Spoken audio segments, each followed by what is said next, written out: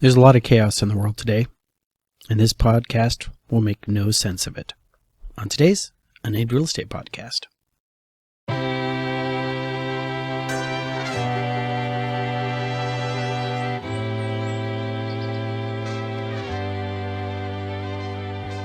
Hi there. I really don't pay attention to my hair until that recording light turns on.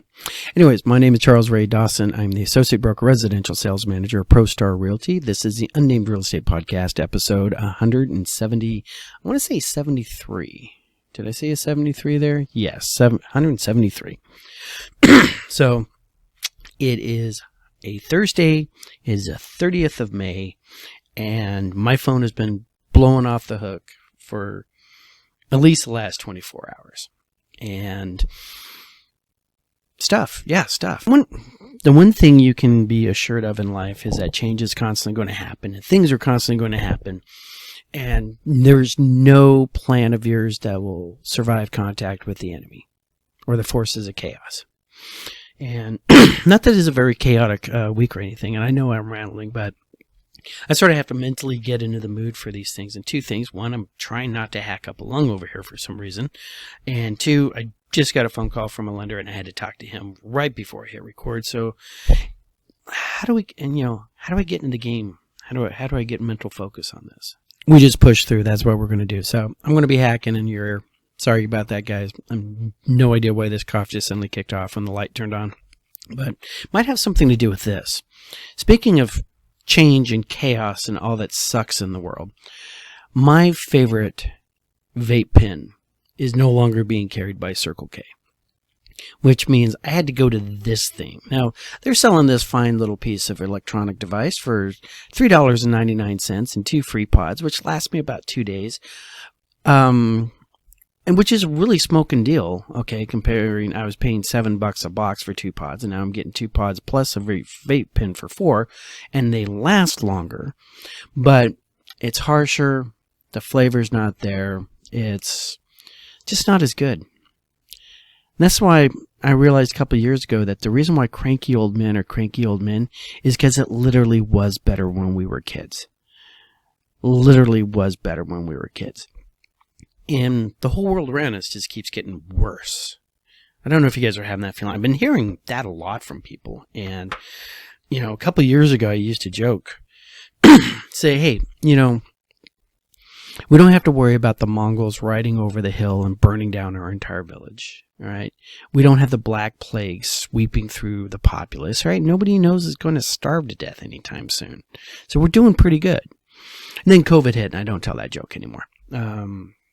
Then Russia invaded the Ukraine and messed with the whole wheat fields and wheat export market, and I don't do that. Plus, we're not even talking about what happens with fertilizer. And so I don't tell that joke anymore. And then apparently in Ohio today, they have to kill 400,000 chickens because of avian flu. So there goes your egg prices going into deviled egg season. That's why I don't tell that joke anymore. So the only thing we can really be assured of is I'm not worried about the Mongol army riding over the hill just yet. And besides, they wouldn't actually ride over the hill. They'd just cross the southern border. Speaking of, did you hear about the 2 Jordanian nationals who got caught trying to break into Quantico? Apparently one of them had overstayed a student visa, and the other one actually had been caught and released at the southern border, was declaring refugee status. So, hey, who knows? All right, so what's going on in the world of real estate? Interest rates did a little sharp bounce down, got everybody really excited, hit the low end of the 7s, and then popped right back up. I was reading, we're not going to see the inflation numbers really until tomorrow or maybe later today. Could be coming out right now as we record, because Lord knows they like to do that to me. They did readjust the first quarter GDP downward, which is pretty much par for the course for the last 3.5 years that we've been seeing. They come in with a big number and then they walk it back over the next couple of months, right? But they get the big news buzz. Hey, we did this good, and maybe not that good, not that good. And then way back in page 17, the newspaper, they'll have a little correction. GDP was actually negative 3%. So, but the recession signals, flags, warning lights, the sirens are going off right now. And so that might lead to that one of those fabulous rate drops that everybody's been talking about since November of last year. At this point, I'll literally believe it when I see it. So, and of course, that impacts our numbers. Now, what do we got going on with us right now? These are the numbers from May 28th, 2024. Actives this week are 17,780, up 20. Of that, new listings are 1,827, down 310. Our contracts are 2,138, which is down 195, and our closings were 1,607. Coming soon to an MLS near you is 612, also down from last week. So we are definitely going into the summer doldrums. We have winter doldrums, we have summer doldrums. All right. Really want to call up a couple of my people up and say, hey, remember when you said you wanted to sell your house and you just weren't getting quite around to it? Well, guess what? You missed your window again. All right, so let's take a look at our supply. Supply is still creeping up. It's at 73.7. Our demand is still creeping down. Is at 78.8, which puts us at a Cromford report at 107. All right, definitely into the balanced market. Breaking out into the individual cities and regions. Let's take a look at what we got here. Fountain Hills down 5%, all right, but they're still leading the pack at 209. Figure 2 buyers for every one house out there. Then we have Fountain Hills, and then a whole bunch of red. Gilbert, Mesa, Avondale, Glendale, Phoenix, all right. Tempe and Scottsdale all red. We don't see anything going back up until Paradise Valley. The rich people, all right, let's forget about them. Fountain Hills was actually up 20%. They're also semi-rich, not Paradise Valley rich, but they're doing pretty well for themselves. Peoria's up. Goodyear's up, all right? Goodyear, in the course of 1 month, has come out of a buyer's market and moved into a balanced market. If they continue this power curve at all, they could actually be in a seller's market this time next month. Let's see how that continues out. And then we got Surprise, Cave Creek, both down a little bit. Queen Creek down 5%. Buckeye is still rallying up there, 4%, which does not seem like a lot, but it let them. I can't tell if you want to say they passed Maricopa or Maricopa fell behind them with a +4 and a -7. I'd say Maricopa actually fell behind them. So, interesting enough, it still seems to be the west side is where the hotter activity is. So. Let's talk about chaos. Let's talk about the eternal problem that I've been talking about here. Went to a pool party this weekend. All right, and I went to the pool and I was looking good in my swimsuit with my sharp eyes constantly scanning that pool area for children and pets. All right. And there was another real estate agent there. And this is an agent that I talked to last year at the last Memorial Day pool party. And at that party, she was talking about how she wasn't happy where she at. So I went into the whole recruiter mode on her. And she took off on a vacation and a trip and then never really got back to me. But she's working with HomeSmart. And we were talking and stuff like that. And we were both discussing, the lawsuits, this and that and the other thing, getting out with a new buyer broker. A little interesting thing on the whole NAR lawsuit and the new buyer broker thing. The Northwest Armless, all right, the Northwest multiple listing service, all right, they actually told NAR and their settlement to go pound sand. Now, they're not affiliated with NAR, but as an MLS, they had the ability to get in on this class action suit settlement and saying, we also agree to abide by these rules and to buy into the legal protection. We're going to pay $35 million to the settlement because we have 35,000 licensed agents using our system. About 10,000 an agent. Let's see. Oh, $1,000 an agent. So they were willing to pay for $1,000 an agent. You too can get the protection of having already settled this class action suit. And they came back and said, no, we're not doing that, and we're not making our changes as NAR suggested. We're going to keep the original listing agreement that we had. that clearly defines the fact that the seller has the opportunity to defray the buyer's costs, making an offer on their house, and they're standing their guns. And I'm like, God damn, I need to move to Seattle or Kent or, somewhere up there. Not Yakima. Yakima is the Sierra Vista of Washington, but you guys get the point. That's really interesting. We're going to see if any other of the independent MLSs also decide, no, we're good.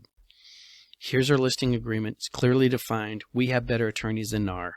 All right. You could take us to suit, and we're going to put a copy of the document that you signed in front of you and go, explain your signature at the end of this document where it says right there in bold, you do not have to pay the buyer's agent.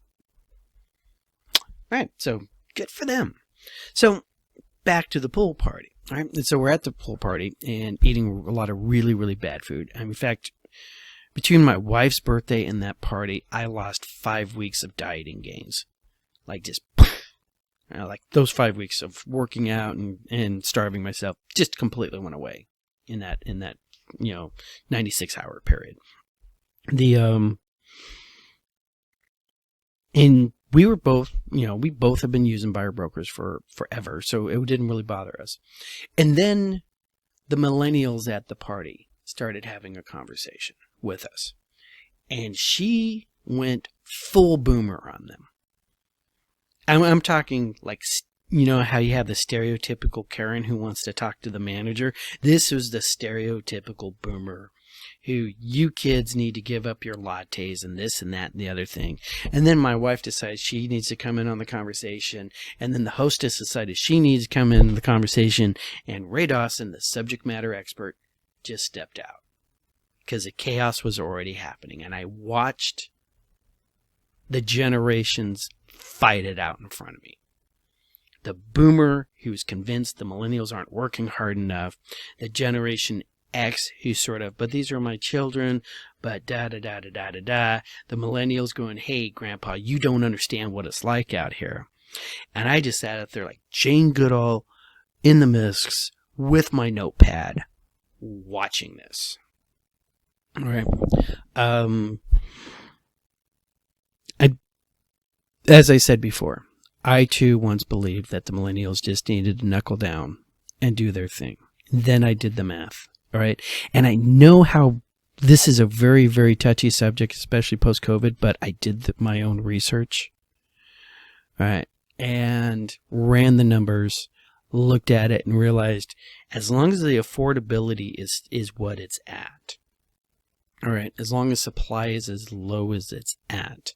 As long as building costs. I mean, yeah, Grandma, you bought your first house for $26,000. All right. You also, that whole thing was ordered out of a Sears and Roebuck catalog. Right. You spent $1,500 for the lot, and you slapped that thing on there, and it is no way, shape, or form up to any kind of modern code standard.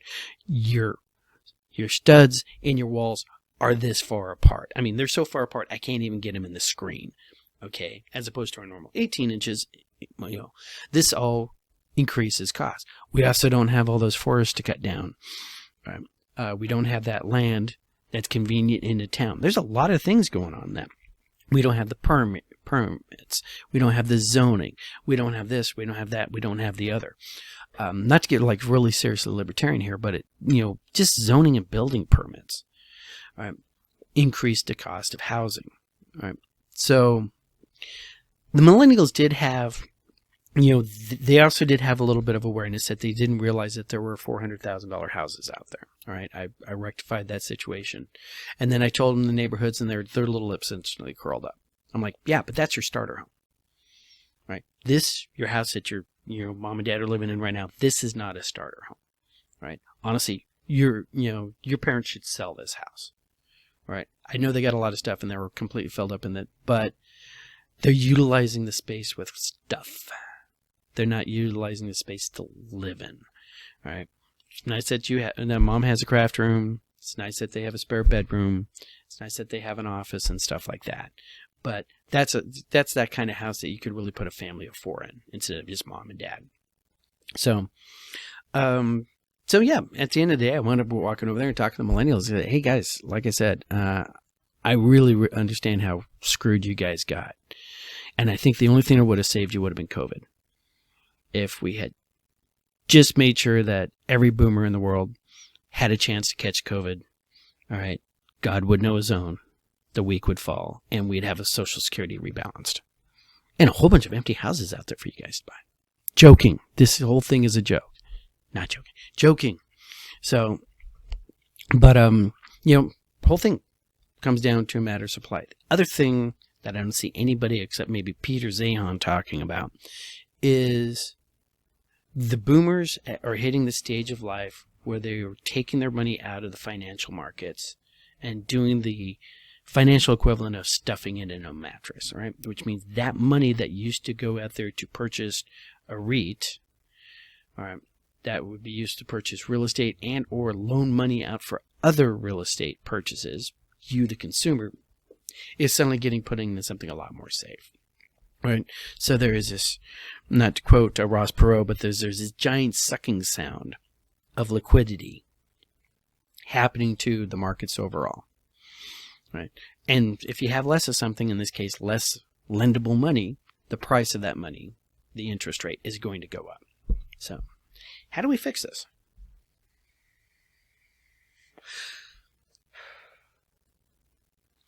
The new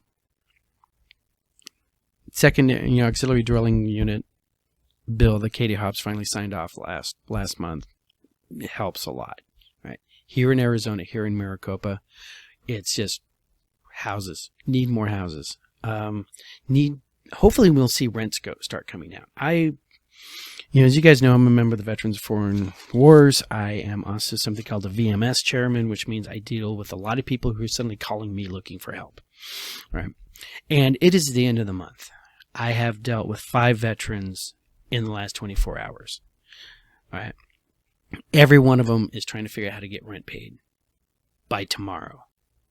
Now, I've noticed something, right? This might be my most controversial statement so far today.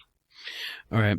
But I've noticed by the time you're talking to me on the phone, it has now become a crisis.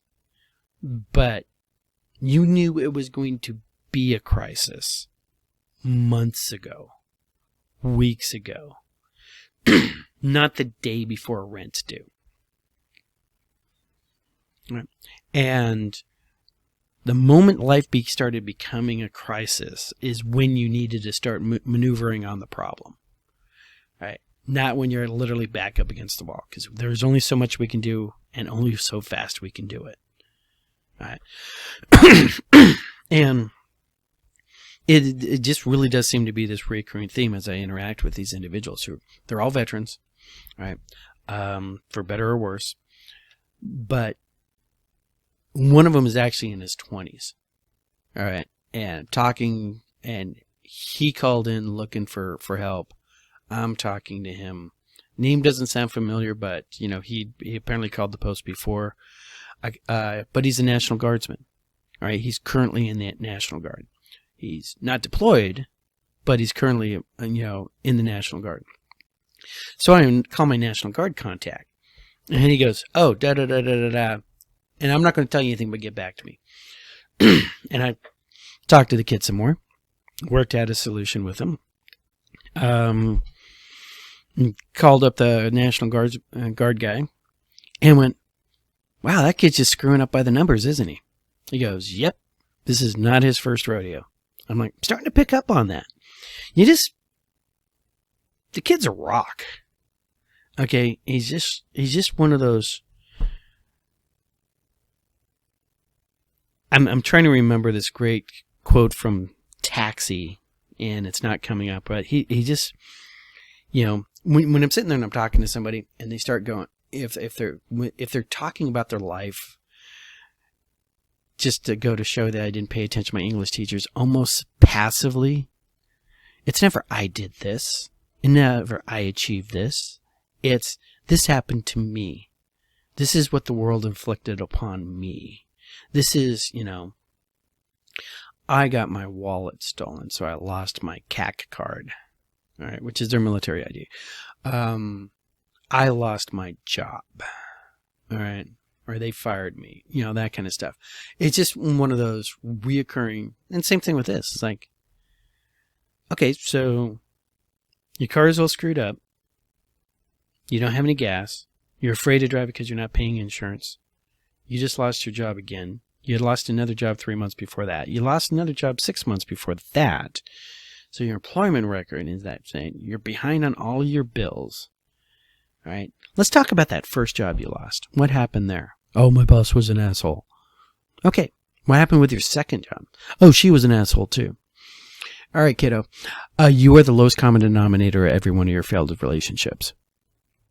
I don't say that to the kid, all right, because they're not what I would consider in a receptive area. All right. On the flip side, I got another veteran. He is in a receptive area for that, right? He's very grateful, and he's like, hey, this is great. This is helping me out. What can I do to pay you back? And I'm going to say, this is what you're going to do to pay me back. This is how you're going to pay the post back, right? You're going to sit there, right, and you have a plan. You're going to execute that plan. You're going to do the things you need to do, right? You're going to get one of these jobs. You're going to get right size, right? You're going to get rid of any excess expenses that you don't need. You're going to reset, rebalance, and you're going to start carrying on. When you have $40 to your name, you're going to come into my Veterans of Foreign Wars post, and you're going to join up. Right? It's going to cost you $40, right? And then you will show up to every meeting, and you will volunteer for every event, right? Until you feel like you've paid back our post the amount of money we just paid to help you pay rent this year or this month. Right? That's how you pay back at that, right? And afterwards, hopefully, you'll decide you like it. All right. Hopefully, we can start realizing that it's fun and rewarding to be able to help other people. All right. And hopefully, at that point, you will have unscrewed yourself. I have no idea why I'm avoiding saying the F word today. You will unscrew yourself to such a point you start becoming a productive member and a net positive, helping other people. Is that too much to ask? No. This is a thought that's been rattling around in my head all week. So, once again, this is another episode that's just Ray's therapy. Thank you very much, doctor. I feel so much better. The last thing I wanted to cover on this whole thing is my big win for the week, right? And pretty much a big win for the month is I had a kid about 3 or 4 years ago. I might have told you this story. Knocks on my freaking door, right? He is looking for cans to recycle or work to do. All right. And I wound up to take him to the airport so he can fly back to Indianapolis to continue his job in his apartment. All right. Because he freaking launched. I was talking to another adult that knew him, was also seeing him off at the airport. And that kid has more hustle and grit than anybody else his age I know. Right. He's a refugee. He was born in a refugee camp in Africa. His parents fled the civil war in Sudan or Chad, one of the northern, countries. And he's on his way. Okay. So whatever he's got, I don't think I would ever get a phone call from him saying, "Hey, I didn't I need help. Can I get groceries? Can I get a gas card? Can I get whatever?" Right? Because there's a difference there. Right? Other gentlemen that dealing with, yeah, he's in a bad position right now, but he's maneuvering on it. Okay. Other ones, just a recurring cycle. So as you go through lives, all right, when I say unto thee, work your circles. All right. All of these guys need to work their circles. And you start with that mental outlook first. Right? They need to embrace agency. They need to get proactive, not reactive. They affect the universe around them. The universe does not affect them. That's your mental state. Pretty much most of them need to work on their physical health. I'll be completely honest with you, all right? Do not tell me about, then my diabetes kicked in. 2 people on that, including the call I just took before I got into the office today. All right. Okay. Diabetes is a disease, and diabetes can also be dealt with, all right? When you start getting to the point where you're starting to get foot ulcers, now we have a problem, all right? You ever really want to make sure you don't become diabetic? Go hang out with the veterans down at the state home as they wheel around in their wheelchairs, missing feet, with their really bright red, cracking, swollen feet that are about to come off. All right, so there's ways to get around that, boys and girls. I'm not going to go into no health lecture on you. All right, there's your physical aspect. Second one's friends and family. Do you have good, healthy working relationships? All right. One of these veterans, talking about his kids he hasn't talked to, right? That he can't call mom and dad because they feel like he abandoned the kids on mom and dad, and his ex-wife is living with his mom and dad and his children. Completely failed the third circle, maintaining relationships healthy with your family, and hopefully he will be able to come back from that. And then reaching out to the community there on their fourth, right? That's what I mean by working the circles, right? I'm not saying it's going to save everybody's, right, solve everybody's problems, but it's at least a plan that you can execute and maneuver with, right? As you're maneuvering, right, you're watching your left flank, you're watching your right flank, you're watching children and pets around the water, right? And have a good weekend. Thank you guys very much, and I'll talk to you guys all later.